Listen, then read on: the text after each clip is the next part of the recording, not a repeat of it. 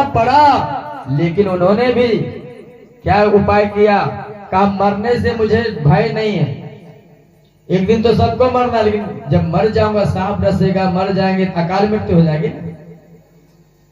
नरक जाना पड़ेगा, प्रेत बनना पड़ेगा, इससे कैसे बचे। तो उन्होंने फिर भागवत कथा सुना, उनको भी सुखदेव मुनि ने भागवत सुनाया और कहते हैं सर्प आया 7वें दिन, और सर्प आया उसके शरीर को डस दिया, शरीर जलकर भस्म हो गया, राख हो गया, लेकिन आत्मा जो है चमकती हुई दिव्य आत्मा बाहर निकली, उसकी आत्मा को लेने के लिए भगवान का विमान आया और वो वैकुंठ चले।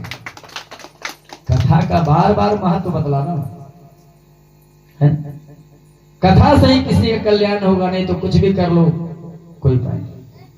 तो मांडव ऋषि गायत्री के साधक थे और वो गायत्री की साधना करते थे, तो उसके तप के बल से जो है ना वो यहीं आके त्रिशूल लटक गया, रुक गया। लोग आश्चर्य करने लगे, बढ़ क्यों नहीं रहा है, बढ़ खूब जो है नट भोल्टू करे, कुछ हो नहीं कर। तब दौड़ा दौड़ा जो है राजा का मंत्री आया, और राजा का जो मंत्री था उनके गुरु थे मांडव ऋषि। कहा हमारे गुरु मांडव ऋषि, ये ऐसा गलत काम नहीं कर सकते, राजा को भूल हो गई है, इन्होंने गलत व्यक्ति को, निर्दोष व्यक्ति को दंड सुनाया है। दौड़े दौड़े भागे भागे राजा के पास, महाराज ये तो मांडव ऋषि हमारे गुरुदेव। राजा सुना मांडव ऋषि, अरे मुझे मालूम नहीं था मांडव ऋषि है। और भागे भागे आए, राजा चरणों पर गिर पड़े, कहा हे ऋषि मुझे क्षमा करें, मैं नहीं समझ सका आप मांडव ऋषि हो, आप ऐसा काम नहीं कर सकते। कहा आपको क्षमा मांगने की जरूरत नहीं राजन, अरे आपका कोई दोष नहीं है, आपके पास जैसा जो है जो जैसा कर्म करके आता है, आपके पास कानून के अनुसार जो उसको दंड की व्यवस्था, ये तो धर्म आपका।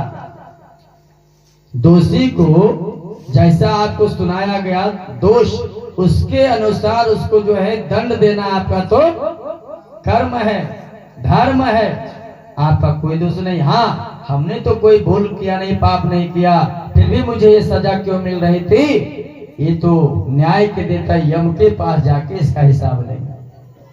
और गायत्री के तप की शक्ति से सशरीर चले गए जमराज के पास, सशरीर, और वहां जाकर जमराज से मिले, कहा महाराज आप ये बताइए हमसे कौन सा पाप हुआ, कौन से भूल हुई थी जिसके कारण मुझे सूली की सजा मिल रही थी। यमराज ने कहा इस जन्म में तो आपसे कोई पाप